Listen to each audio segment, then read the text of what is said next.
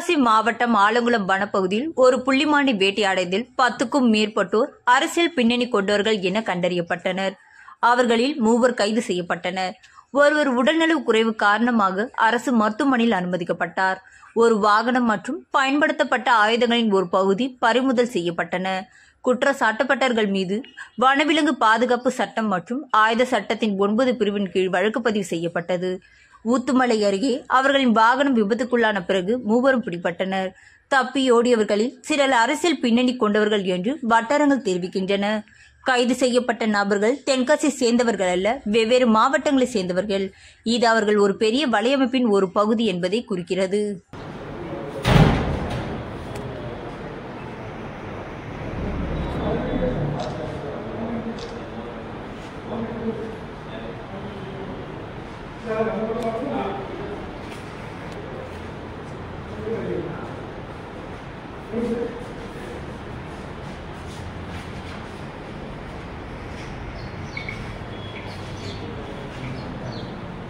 நேரம் நின்று போயிருக்கா